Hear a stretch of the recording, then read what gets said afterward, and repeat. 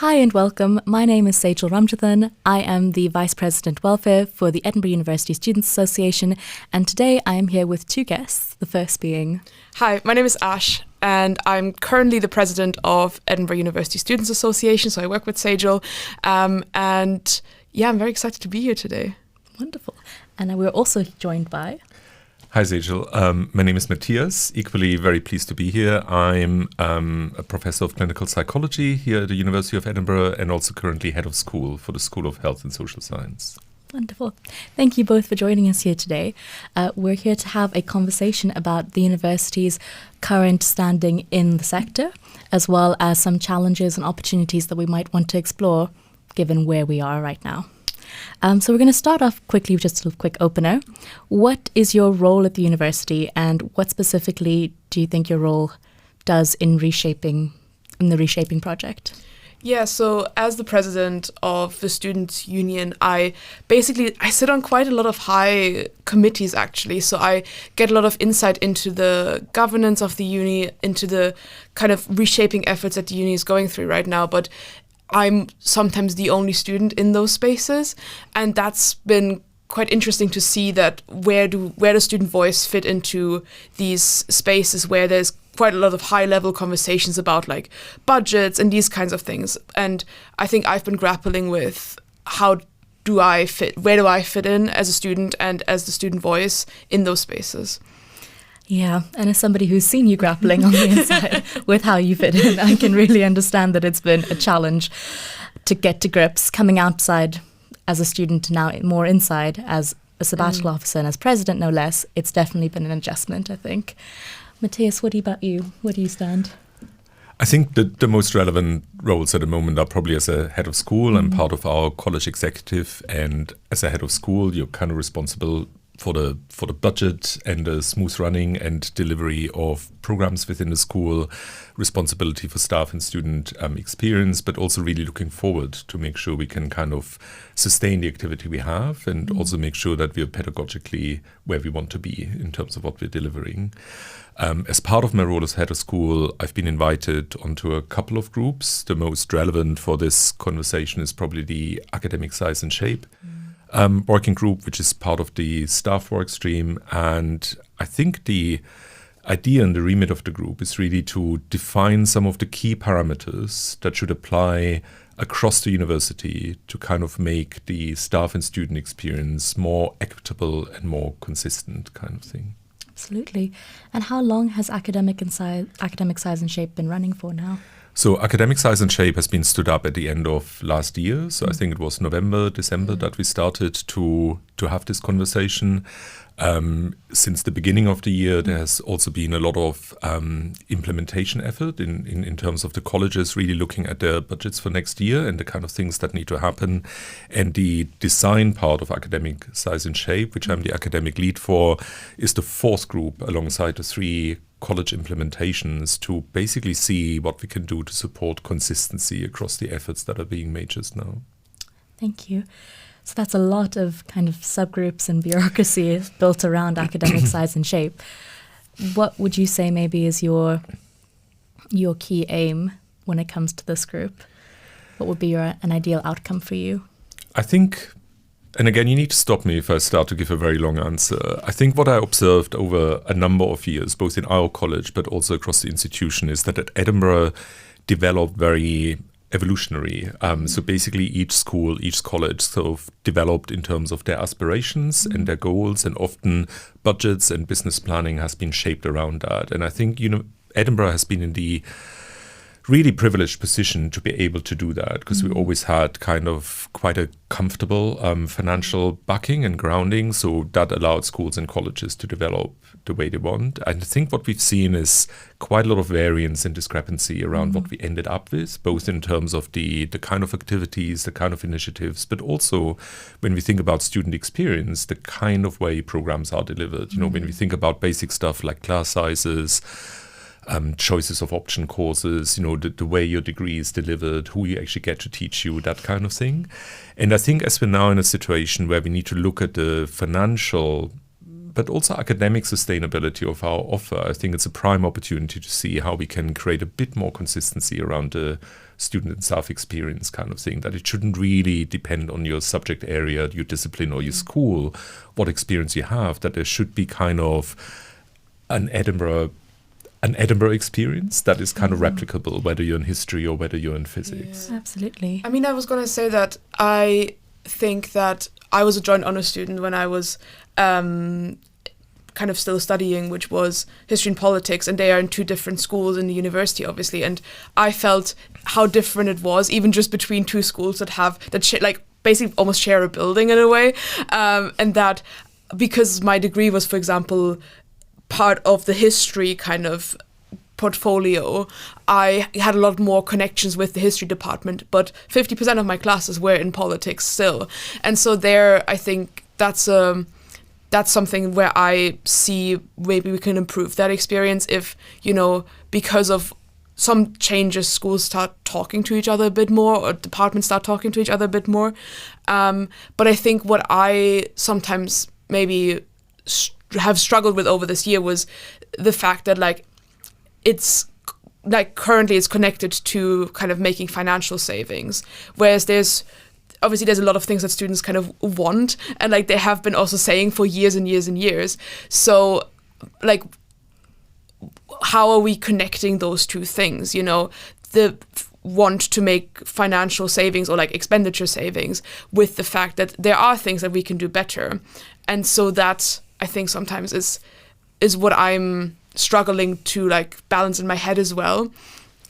You're not the only one. Okay. I think that is a really, really genuine challenge. And again, as a head of school, I know that, if you get particular financial targets year on year, you're then trying how to make that work. And usually you try and make that work with the least impact on current activity kind of thing, so you retain some budget to be able to engage PhD students in teaching and so forth. You want to be able to develop and support your staff to develop things like that. But it's then quite reactive rather than forward-looking kind of thing. So I think in this situation, we do have the opportunity to actually rethink a little bit, what do we actually want it to look like, and how can we align that, for that more consistency kind of thing. I think we all have aspirations of improving the delivery of what we deliver. I think that the key educational challenges as well. I think higher education is changing dramatically, both in terms of student expectation, but also in terms of pedagogy, not just around AI, but more generally. I think we're much more internationally connected.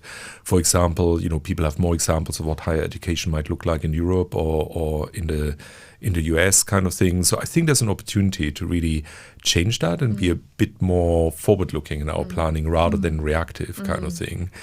And I don't actually believe it's just kind of do more with less kind of paradigm, because I think that's always the risk that financial savings are the kind of premise to be more efficient kind of thing is seen by trying to trim the edges, make things more narrow and so forth. But I think there's a real opportunity to actually look at a model of delivery, like what do programs look like, what is the expectation, how can we use embedding more up-to-date pedagogical approaches into reshaping that, basically. I mean, I think with that, what I've been seeing is this kind of, obviously, again, what I've just said, that students want these things, they want to have a kind of curriculum or teaching that is kind of looking at what's kind of up next in a way, rather than what's been, I don't know, 15, 20 years ago. And although as a history student, I love looking back at what's been 40 years ago. But I think so. I think some students a lot of students will feel like there needs to be a change in looking at AI, looking at the job market in the future as well, and how also some jobs are slowly disappearing, that we are still kind of teaching in a way, kind of people towards a certain career, and that's not going to be happening anymore.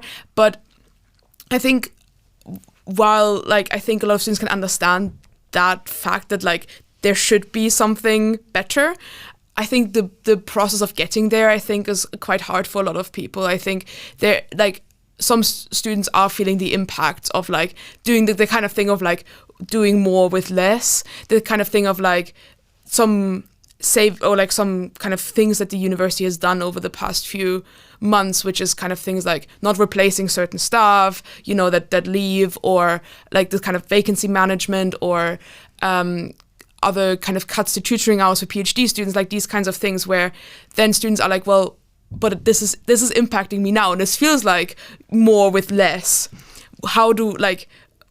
Where's that vision then kind of impact, like how do we get to the vision where like we do want to get to? I think that's the key question. And actually, I don't want to spin that at all. You know, of course, you now will experience, you know, whether that's sort of class sizes, the number of tutorials, the kind of number of option courses, you know, where schools and programs have to make savings. Of course, it has an impact on current delivery kind of thing. And I think that is partially internally driven and it's partially externally driven. I think the kind of standing of higher education in the UK over the past 5 to 10 years has really changed quite dramatically in terms of how it is funded, how it is supported. In my perception, and I very much mark this as my personal opinion, you know, there has been very little political support for higher education, which I believe is short-sighted. I think for countries like the UK, higher education and that kind of capacity building is also one of the key economic drivers. You know, the UK is not going to turn into a cheap labor country. So, you know, if we don't support education, we really cut ourselves off kind of thing.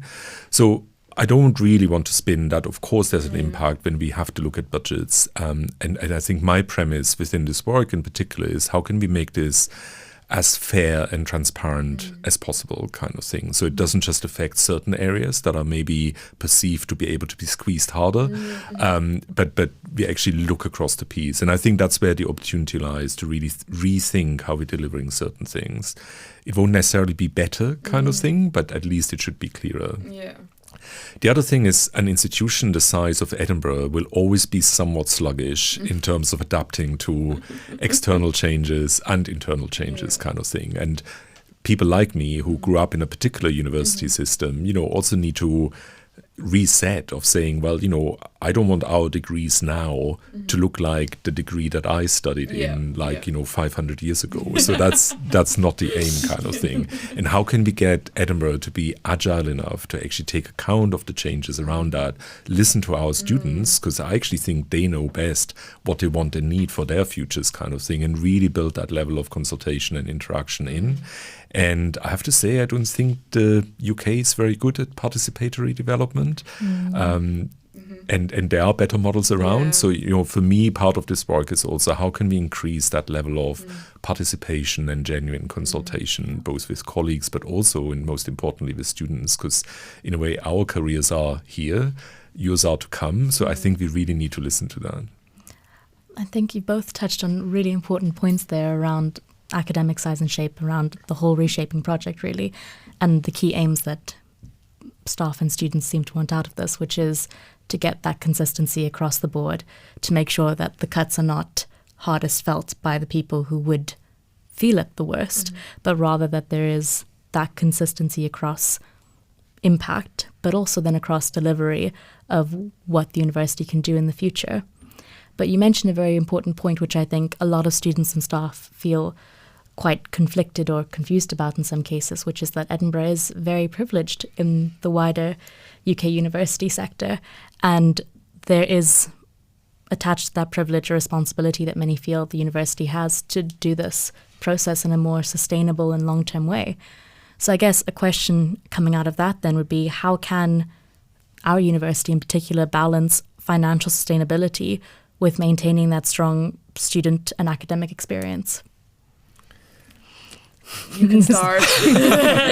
Well, that's obviously a really, really big question kind of thing. I think for an institution like Edinburgh, we need to bear in mind that it's not only the kind of teaching and student experience that we want to focus on, but also really remaining at the cutting edge of innovation and research.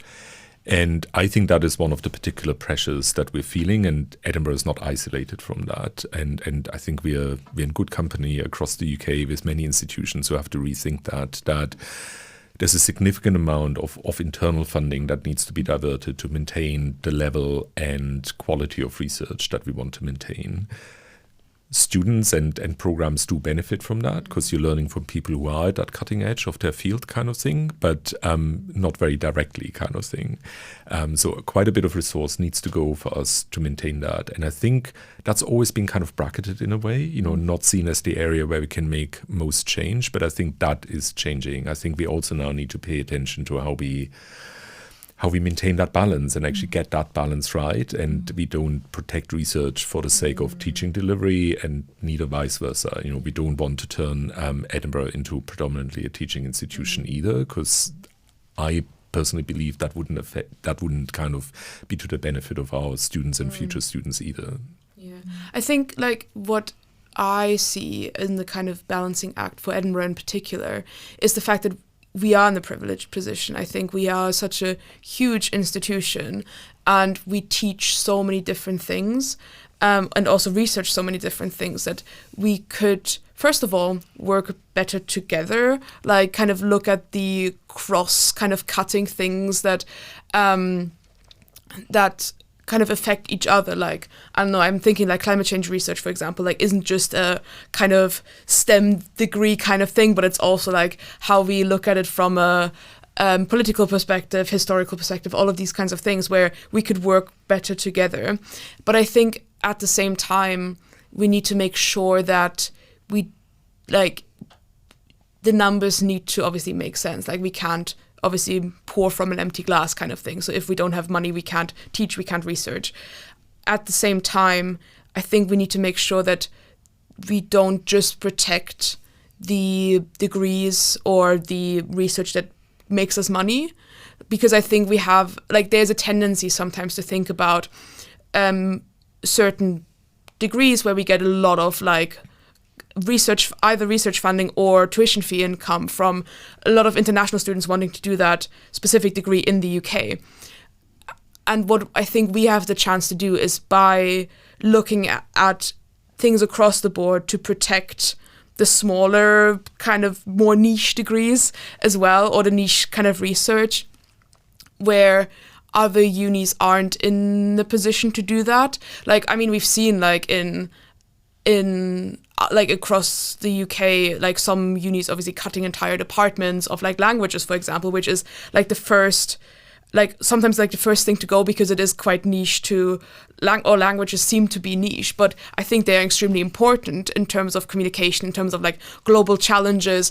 Like, you will need people that speak certain languages. So what I hope that Edinburgh can be in a position to is to, by kind of reshaping some things, still protect these smaller things.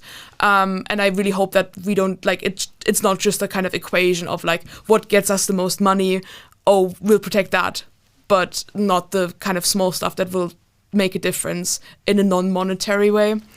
Oh, absolutely. Thank you, Ash. I mean, that's a really, really salient point. And I think that's exactly at the core. So if you look at the principles under which academic size and shape is operating, it is exactly that, sort of to maintain and preserve the kind of academic excellence in both teaching and research, independent of income and discipline. So clearly financial sustainability is really, really important, but not at the cost of the breadth of what Edinburgh offers. And you're spot on in terms of the interdisciplinarity and actually using sort of several fields being able to come together in the same institution to address some of these challenges is exactly what we have in mind, kind of thing. So we do need to look at the structure of the colleges and universities. We need to look at the sort of delivery models across. How can we make more of what at the moment might look like duplication and actually make that much more integrated so it benefits from each other, kind of thing. And whilst things obviously can't be driven by the finances, at the same time, as you say, we kind of need that as a kind of bedrock. But I think this is exactly why we want more kind of consistency around the delivery, rather than just saying, oh, we get more cash over here, so let's promote that and we can squeeze this area a bit harder, kind of thing. And I think there's a commitment to preserve the kind of breadth of disciplines we have, but really look at the proportionality of that as well. Because as I said earlier, many areas develop very organically without really having a clear plan that doesn't just take into account their own area, but also where they sit, kind of thing. And because of our breadth, we also have a significant amount of duplication where maybe that synergy isn't used most dare say, effectively or productively kind of thing. And to me, that also comes to pedagogy again. I think within the next 5 years, I think people will learn very differently from how they learned in the past 5 years. And I think it's aligning that kind of academic kind of outlook together with, we're not a business, this is not about, the kind of profit margins or whether this is really about sustaining the excellence in all of our areas and to make sure that we remain sustainable in the future. Because what we're doing at the moment is very painful and difficult, and we don't want to be in a position where we have to repeat that every 5 years. I mean, I think this is an opportunity to really find the right composition and framework to kind of, guarantee that sustainability for a while. I think those are really salient points as well around particularly protecting quality and breadth. And how do we balance and trade that off? Understanding, however, though, that to preserve both breadth and quality, there will be trade-offs, which is quite difficult to manage. But considering that, I think there's a really important conversation and question here around what the role of students should be in these conversations about the future of universities and about our university in particular. And I'd be interested to hear first from Ash on this. Well, I think students are so, have so many different views on things. What I always like to say is that the university is a microcosm of society, always. It's we have so many different viewpoints as students as well.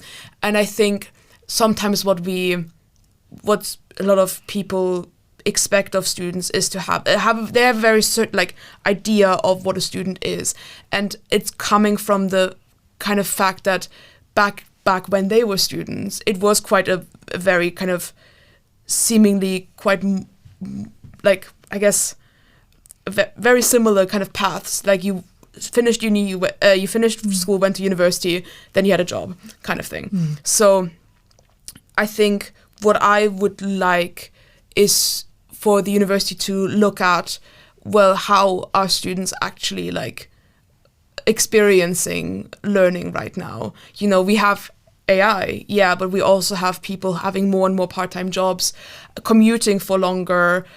We have kind of students in a way wanting more, wanting something that they feel challenged in, but at the same time that also grapples with what's maturing in the world right now. We have so many kind of global interconnected challenges that are happening, and I think a lot of students want to be able to in their courses also see where they fit in the world. And sometimes that doesn't happen. Sometimes, in maths you don't talk about you kind of talk about your equations, but you don't talk about how that can affect certain global challenges, and I think that's what I want. And I want academics or whoever's kind of doing these shaping projects to talk to us, but also look at how student life is changing and how we can kind of fit into the world as students. Absolutely. I think that's a really important point around the fact that students come to university now for more than just a degree. Yeah. And it's there's so much more that you need to do to get into the job market, to get into your next step. And that's maybe not factored in or not felt as strongly by students as being a consideration in the current reshaping project as it could be. What are your thoughts? To me, there are two main perspectives. I mean, one, absolutely, like Ash, I think context absolutely matters kind of thing. I think we need to recognize what students are looking for when coming to university. And I totally agree that linearity of degree and career is no longer there.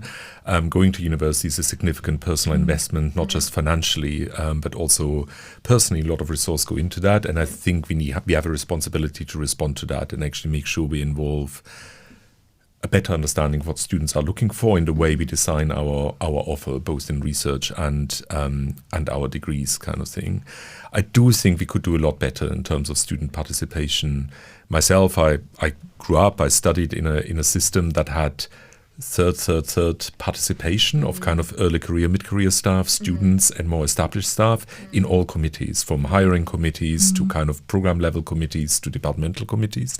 And I think that was extremely disruptive. I mean, I was a student rep at the time myself, and we certainly used that power, probably to the great annoyance of our betters. At the same time, it really facilitated a much better dialogue, I believe, around current developments, around business decisions. There was no exclusion, whether it was around finances or staffing. There was that participation.